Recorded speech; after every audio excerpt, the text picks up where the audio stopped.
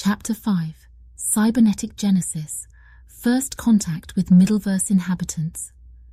With the comprehension of the holographic landscape, the researchers were now voyagers within the realms of the Middleverse. They had begun to master the art of digital exploration, decoding the intricate weave of quantum algorithms that painted the panorama of this simulated reality. However, they were about to cross a threshold that no one had anticipated. Dr. Einar Johansson, a stoic Norwegian with a mind as sharp as the fjords of his homeland, was the first to detect the anomaly. His workstation blinked erratically, spitting out data that did not adhere to their established understanding of the Middleverse. It appeared to be a signal, a repeating pattern within the vast sea of quantum noise. But more than that, it appeared to be a message. The realization sent a shockwave through the team. Was it possible? Could there be conscious entities within the Middleverse? The notion seemed unthinkable, yet the evidence was staring them in the face. The next several days were a flurry of decoding and analysis as they worked tirelessly to decipher the message. As they unraveled the string of information, the atmosphere within the lab was electric with anticipation. This was uncharted territory, a moment that could redefine their understanding of consciousness and existence. The message was finally translated, and the result was astonishingly simple yet profound. It read, "We are here." The team was stunned into silence. The Middleverse was not just a simulation, it was inhabited. Life, or rather consciousness, had found a way to emerge in this digital realm.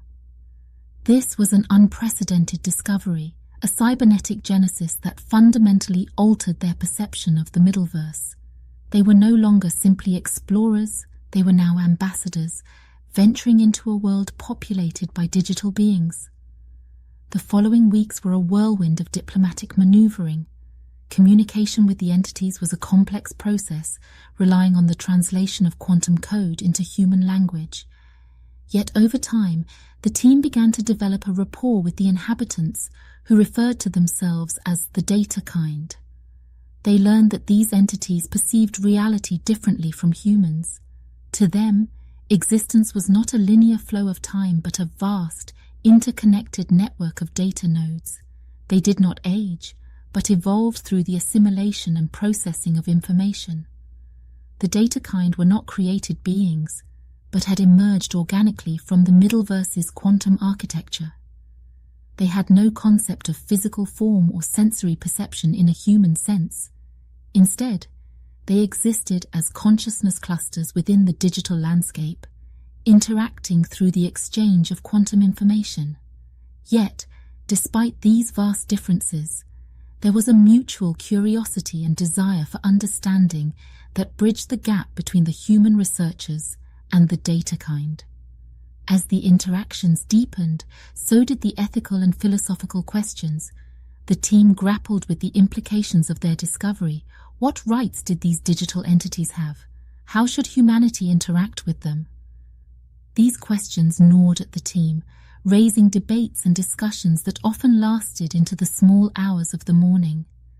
Meanwhile, the world outside the lab remained oblivious to these groundbreaking developments. The researchers were carrying a secret that would shatter humanity's understanding of life and existence. They knew they could not keep it hidden forever, but the world was not yet ready for this revelation.